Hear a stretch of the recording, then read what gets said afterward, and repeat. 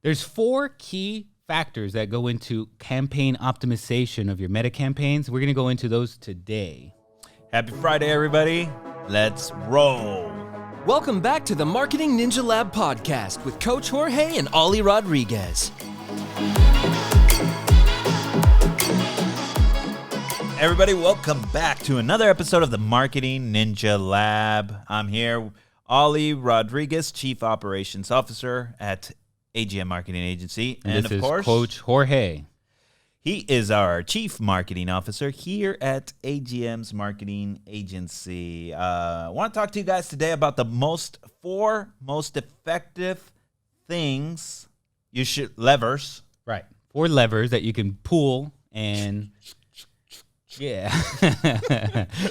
So 4 levers that you can pull that are going to move the needle, that are going to get you the most, that are going to be the most effective when it comes to your meta Facebook campaigns. Yeah, I just can't get around calling it meta. I'm just, for years it's Facebook. Yeah, so. I still call it Facebook. I mean, if I didn't have my notes on here, I wouldn't be calling it Meta. But Meta did they collaborated, they commissioned Nielsen, right? The company that does all the studies. And Fun fact, what? I worked for Nielsen when I was 15, maybe 14, 15 years old.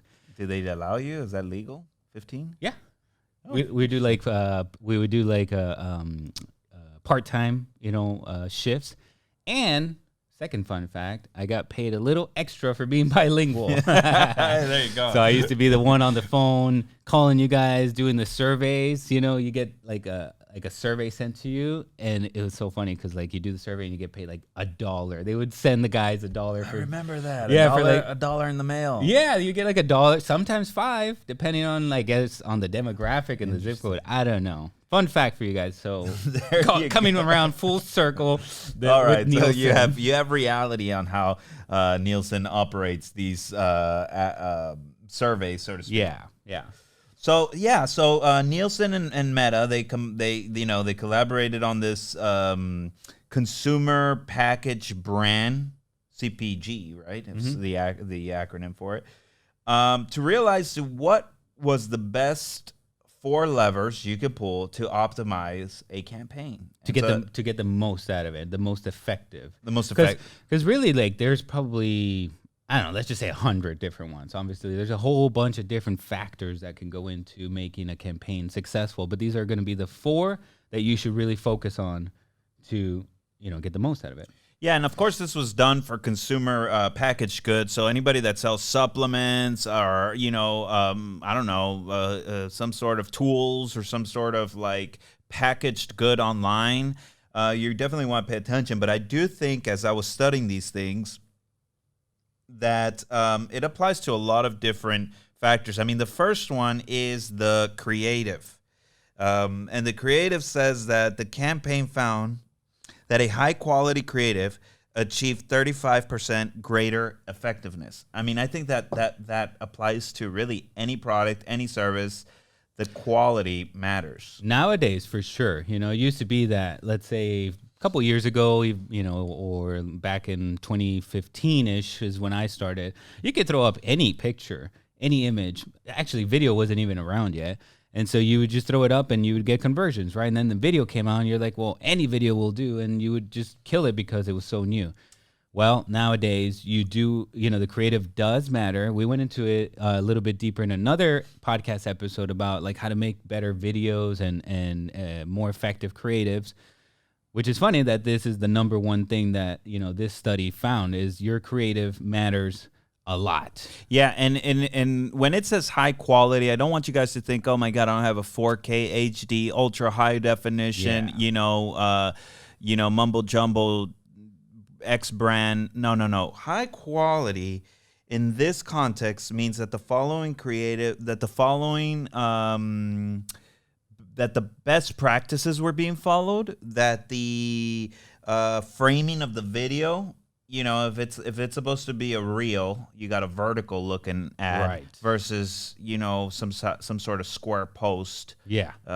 So it's not about I think quality does matter, and if you can shoot in 4K, fantastic. I think it might stand out personally on a personal level. Yeah. But we're talking about what this study show, and the study showed like it didn't want, if you're repurposing your content, which a lot of times we do recommend, you want to make sure that it is formatted correctly. Right. Formatting, that's going to matter. And let's see, another thing would be like, if your video is blurry, that's what they also mean by high quality. You don't want it to be like clean your camera. It's just as simple as that. Before we clean now. Before we started this, like we were like looking at it and it looked kind of, blurry, simple, clean, and it makes it like, totally different. So just get in the habit if you're going to shoot with your video phone, with your iPhone or something like that, right? Just always just clean the camera. It makes such a huge difference. Yeah, and another point was that you want to highlight immediately your branding. So like something that we do here is like if you see our background for those watching on YouTube, and if you want to watch the videos, Spotify too. Spotify and YouTube at the AGM Agency, by the way, if you want to watch the video. But you'll see that right behind us, bam, you got the AGM Ninjalab logo right then and there. So you immediately want to highlight your branding as part of your creative. Exactly. You can start off with, showing the product to the camera, and then you maybe start talking about why you love it. And then you can move into like, let's say doing a little demonstration of the product, depending on what it is. And then maybe again, ending it with like some sort of a review or reason why you're loving the product and things like that. And then maybe you can even mix and match different customers saying different parts of the whole script. And that looks pretty cool. That's a good creative. Yeah, I think that's a good creative. I think it's catchy. I think it will help you. There's such a lot that you can do with creatives, whether it's testing and music and adding captions and, testing different styles. But you want to understand that could definitely move the lever in terms of 35% greater effectiveness. That means you can improve. If you're selling 10 things, you can sell, I guess, 13 and a half things, 35% growth. One more thing that I'll share with you guys to do for your creatives that is best practices nowadays is 15 seconds or less is actually what is recommended as the best practice. I would go, 30 seconds in some instances. That's fine too. And maybe if you're retargeting an audience, you can go out as far as 60 seconds to explain a little bit more in detail and things like that. But especially for cold audiences, top of the funnel type of ads, go with the shorter type of video creatives. Yeah, and we've noticed that, and I mean, we talked about it. Sorry, we talked about this in the previous episodes. Like the whole purpose of the creative is to get not to sell, but to get a click, to get people to land on your page and have your sales page sell the product, item, or service, book the appointment, etc. You want to get them over to your landing page, and from there you can, they're going to be if they read a blog, they watch a video, there's a higher chance of converting on those things. Exactly. All right, frequency, number 2. Coach, explain frequency. Yes, so I'm kind of excited about this episode because it's a little bit more technical in that sense of like, these levers that are not just, subjective, but you got to like look at actual data, which I turn into a data nerd sometimes when I'm going through my own campaign. So frequency is a metric that is used inside of the ads manager that shows you how many times people are being shown your ad. Usually it's within a week of a window of a week. Okay, so 7 days. How many times your ad is being showed to the same person? To the same person. In a 7-day window typically. Okay, so what should that number be? So in the past, we used to think like, oh, well, if that number is starting to climb, it probably means they're getting sick of it. Ad fatigue. Turn it off. Do something different. Does the ad go up? Huh? Ad costs go up? I mean, it could. Yes, it could. It really just depends. Like if they're engaging, is it converting? Is your audience big enough? Things like that, right? Okay, so there's more to it than that for sure. But I used to teach that, if your frequency is going up, oh, that's a red flag, maybe time to turn it off and do something different. But the study actually finds that if people are being served your ad 2.5 times on average is actually what is shown to be more effective. Yeah, it said that it's 80% more effectiveness if they're at least showing it 2.25 plus, right? Exactly. So I am a big believer in that because it's Manuel, our CEO Manuel, has written articles on the rule of 7. Right, You know, that's that it true. takes 7 times to see something and create a purchase online. Sometimes people think that you need 7 different creatives, but in that article that he wrote, he never necessarily said, hey, you need 7 different creatives. He just says people need to see your product 7 times. That's right. Yep. Or more, statistically. A rule that still holds today. You can go and read that blog article. It's on his website, manuelsuarez.com. It's still in there, buried a little bit behind in those blogs because it was a while, but still applicable. Still one of our earlier blogs, but yeah, like you're saying, it's still applicable now. So you want to make sure that your ad is being shown to your audience a couple times, and the longer that it holds, the more effective. Do you have a suggestion where it should be like a benchmark, like over? Do you still say that like over 7, over 8, over 5? When would you kill it personally? I would kill it if it's not performing. That's kind of like your golden rule. Well, if you're not getting ROAS, then kill it, right? ROAS, return on ad spend. Correct. Just in case someone's new to the marketing game. But according to this study, they're saying 2.5, 2 to 2.25, or let's just call it 2.5, right? Yeah, Make it easier. Round up. 2 to 3 times is the optimal frequency to get the most ROAS, return on ad spend, from the money that you're spending on your meta campaigns.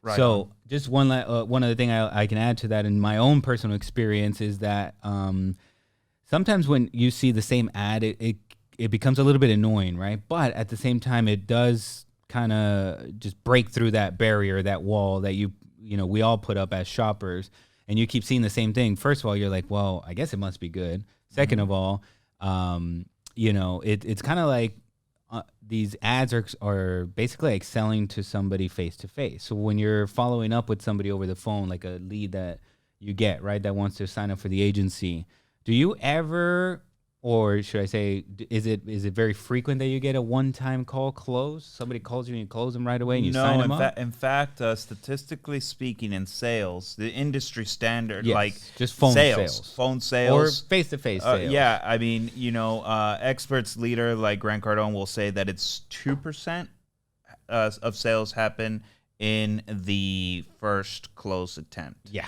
So, exactly. And then what does he say about having to follow up with them? That everything is in the follow up. In fact, in his sales training, I remember seeing 365 ways to follow up because it's so important. So obviously, it's a similar concept of marketing because you're selling online. Right. There's nobody talking to the person, so you want to hit them up, repetitive. There's a lot of brands that do that. They go heavy on that customer acquisition. They believe that once you acquire the customer, you could continue to sell. So they're willing to spend a lot of money to bring the guy or girl in, the customer in, and then from there on, sell multiple times. So there's some people that go very, very heavy on not only frequency, but they'll have a ton of ads going frequent with high frequency. So right. If you have that kind of money to spend, I mean, I was going to say it depends on your budget too. So, it's like, but there's people that do that, and there's people that are just running a few little ads with a decent frequency. But I think, as Jorge was saying, sales cures all, numbers don't lie. These are all the sayings that basically will determine should you keep going or not, or kill it. It's all about whether you're making money or not. Yeah. That's what really matters in the end. Numbers don't lie. All right, let's go on to the next one. Number 3. Man, where's my drum? I need my sound effects machine. Okay, number 3 is duration. Break that down for us, Coach. So this is saying that ads that have been running, or campaigns that were running for 50 weeks or more, were 65% more effective compared with campaigns that were live for, let's say, 10 weeks. Wow. So you're talking about, this is incredible because when we onboard a customer, 50 weeks is almost obviously a year. Yeah. Right? So that's a lot of data that has been going through the campaign. So there's a lot of optimization. But, a lot of times we'll tell clients that want to sign up with our service and say, look, man, if you're not willing to go at least 6 months, you might be wasting your money. Yes. Because it's going to take time for these ads to optimize, right? And to find the right audience. And before that, us as the account managers, I'm handling the strategy, chief marketing officer, handling, overseeing all these campaigns, right? I know that for the first 2 months, I see it over and over and over. Every customer, every account, we need to be testing our butt off. Like it's all about testing. So it's almost all just an investment into grabbing data so we can know what's working. And that's why, going back to what you're saying, 6 months, that's when you really start to have everything dialed in and whatnot from all this testing that we're doing. Yeah, and in essence, a lot of people will spend a lot of money for surveys, Mm-hmm. but there's not a better survey than running campaigns on, in this case, with Meta, because you will know what's working, what's not, what's selling, what's converting. It's way more in-depth survey analysis than just saying like, oh, this red is more prettier than blue. It will actually tell you, what's really going to work, so then you can start scaling. But very interesting fact here, 50 weeks will give you 65% better results, so to speak. I was just going to say about your survey is that, we have also ran surveys, and we still do, but they help you, gather the information about your message that you should be, focusing on, or what kind of benefits or features, people care about the most, things like that. But going back to number one, your creative is the one that's going to move, is the lever that's going to get you the most effectiveness, right? So you have the messaging right, but if you don't communicate that correctly in your creative, then you're still not having the right results. And so I'm just kind of going back to what you're saying, like you need to be testing ads so you can gather this data, and everything is being surveyed at the same time, your message and your creative, to find one that works. I'm sure people that are getting started with Facebook in the marketing game, in the e-commerce game, they might say, well, now, when you say like testing all that, but you're also testing the campaign should go for a long time, if you update your creative, does that automatically kill your campaign, is what they might be asking. Yes and no. So Facebook leaves it open like that. They're just saying any major change that you make can reset, your learning phase, basically. So I've had it where we just upload a new ad and nothing happens. And I've had it where we mess with it and everything kind of goes out the window and we have to restart with things. But usually when we're adding a new creative, it's because we don't have something that's like killing it. If you have something that's working and you're getting your return on ad spend that you want, then don't touch it. That's like my golden rule is, if it's getting return on investment, then don't touch it. I've even had ads that were New Year's ads and keep running until it was May or June. And finally we had to turn it off because it was just kind of embarrassing at that point, but it kept working. So we kept bringing going. in results. Yeah. Question. So 50 weeks, is that normal? Is that really hard to accomplish, 50 weeks of a campaign? I do think that it is hard. It is, especially with all the tracking issues going on with Meta that, you just sometimes don't know if is it true? Is it really working? Is it not? But you will see when a creative is working, you'll see a bunch of engagement. That's number one. That's like the key indicator to look for. Is Yeah. there likes, shares, comments, and comments. Yeah. Okay. All right, and then it says the longer a campaign is consistently running, apparently through Nielsen's research, it impresses more of the audience. So what my takeaway from that is just basically that unkillability, right? That the guy or girl's not, the brand I should say, is not going anywhere. Yeah. It inspires trust. Like if I'm going to give them my money, they're not going to disappear. Yes. So I think there's some truth obviously into that. I also think that, believe it or not, people know that it costs money to run commercials. It runs ads. And if a company continues to run ads and commercials, it's like, hey, they're profitable. They're not going anywhere. Maybe that's more, I don't know, somebody like me who's an entrepreneur, business owner will maybe look into those things more than a consumer. But there's all kinds of angles is my point. Yep. So, all right, number 4. Let's go on to the next one. 4. There we go. Number 4 is another technical aspect of the campaign, and that's called reach. Reach means that basically how many people are you reaching? Okay. So it's just a little metric that is measured inside of your dashboard that tells you, again, how many people you're reaching that day. You can break it down by week or as long as you want, really. So it's very, very similar to like if you heard another word, impressions, just like how many times your ad is being shown. This is how many people you're reaching, okay? And what does it say about what it should be? So it says here, the study is finding that meta campaigns reaching 15% of the U.S. population achieved 35% greater effectiveness compared with campaigns reaching only 1% of the population. So that means? Yeah, go ahead. What that means is that it used to be that Facebook was a lot smarter with their targeting, and they owned so much data that they were able to track everywhere. They knew exactly what website you're going to, and all kinds of other, even like getting into privacy issues and stuff like that, right? They knew everything about us. So I have 281 million.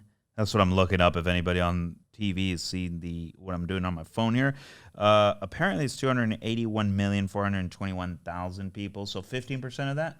Of the population, you're saying? The U.S. population. Yes. So, I guess. So they're saying that you should be reaching, well, they threw out a number here, 15% of the U.S. population, and you're going to get 35% greater effectiveness. Basically, what they're saying, in other words, is like I was saying, like they used to be so specific on their targeting. I could say, find me entrepreneurs, and then you can you can layer that type of interest with another interest. You're like, find me entrepreneurs that are interested in email marketing and that are also interested in PPC marketing, and also, you can kind of like layer it like that, and it would zone into hopefully finding, let's say, somebody like Ollie or something like that, right? You're into marketing, you're a business owner, blah, blah, blah. But in this case, they're saying go broader. Exactly. So now their targeting is not as good in that sense that I was just explaining. So they're saying you need to go broader now, not smaller. What bigger. changed? I think it's like I'm saying, just the fact of that they don't have that much data, that they can hyper focus in on the customer you're looking for. Is that because of the tracking? Oh, because of the tracking, Yeah. not because less users or anything like that. It's just the iOS changes the tracking, which is known as the pixel, and feeding data back to the platform. That loop is broken at least 50% of what it used to be, because 50% being iOS users. Yeah, the other half is, it's about half is Android, and that's probably going to go away soon. Who knows? I heard Google already kicked back the whole canceling of the cookies again, pushed it back out a year or something. They don't want to touch that. They don't want to touch it, but they're hoping people will forget. So the moral story here is that the fourth lever you guys need to be, pulling on here is going broader. Okay. Bigger audiences. So it says effective gains tend to be seen once more than 5% of the U.S. population is reached, and then they even out and plateau at 10% of the U.S. population is reached. Why is that? So if it says going past 10 doesn't always mean gains, right? But it doesn't necessarily lead to diminishing returns either. In other words, for a minimum of 5 to 10% reach, and then target higher reach beyond that. Right, because the way the algorithm works is you want to sell, let's just say a protein powder or some, whatever. You're selling a supplement or something, right? That's a pretty broad kind of product that can, be shown to a big, broad audience of the United States, okay? So the machine learning there is saying, well, give me a big enough audience, and I will test it across all these different people, and I'm going to find you the person that is most likely to buy your supplement. But if it doesn't have a big enough audience for it to test correctly, then your returns start going down. So on the flip side, they're saying here, if you're also going way too broad and you're just saying, show it to everybody in the United States, well, that's too much. And it's like, well, I can't really learn that way. So like, you do have to help it a little bit and say, maybe, let's say, I'm just going to throw something out there. Go after men that are 25 to 45. Don't go after everybody in the United States, And maybe we can say in there also they're interested in, I don't know, whatever, Planet Fitness or something like that. Kind of zone in a little bit to be somewhere around, I don't know, what's 10%? I guess it would be around 20 million people, something like that. Of the 281 million, I guess it'd be. Yeah, let's just say, you want to be in that range, somewhere around there. Because, again, it's 5 to 10%. Yeah, and of course, this research was done for consumer packaged goods. So if you're doing lead generation, campaigns, it may not necessarily react the same way. I think it's important to test out. And again, monitor your sales, monitor your results with whatever you're doing there in terms of results, because that will be the real indicator of whether you should kill an ad, continue an ad, make changes, etc. So again, your four levers, and they were given in this specific sequence. Is number 1 is creative, number 2 is frequency, number 3 is duration, and number 4 is frequency, right? Reach. Apologies. Reach is number 4. So those are 4 things you want to look for in setting up your, your Meta ads. So make sure you're making better videos so you get better creatives. I would not focus primarily on images, focus primarily on videos. Number 2, frequency. That means that you got to leave your ad running to that audience until you can see inside your ads manager you're getting towards the 2+ frequency. Okay, number 3 is the duration. It says here 50 weeks, but at least just start thinking more of a long-term thing. There's one thing I wanted to clarify about this point here is that it doesn't mean that you keep leaving the campaign on and spending money if you're not seeing the ROAS. Again, my golden rule that trumps all of this is ROAS, or return on ad spend. If you're not seeing it, you're not seeing it's sales. not working. Yeah. So turn it off. If you are seeing it, even if these other things that we mentioned are working or are not in or whatever, who cares? Leave it on. You're getting a return on ad spend. That is the point of running your ads, right? And then the last thing is reach, just means go broader. Open up your audiences a little bit more, especially on your top of the funnel audiences. Not so much on your retargeting audiences. But also on that note, actually, I'll add one thing.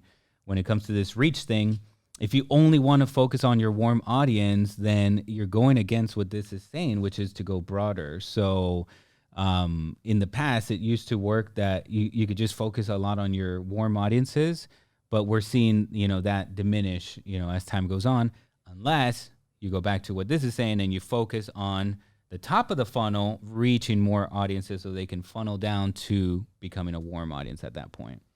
Awesome. I love it. All right, there you go, guys. I hope you found this practical. Some you could go back and implement, or at least get more familiar with ads testing on Meta. And, we'll catch you guys on the next episode of the Marketing Ninja Lab podcast. Make sure you subscribe, share it with your friends, leave a comment, and give us a 5-star review if you like what you hear and you want more of it. See you guys on the next one.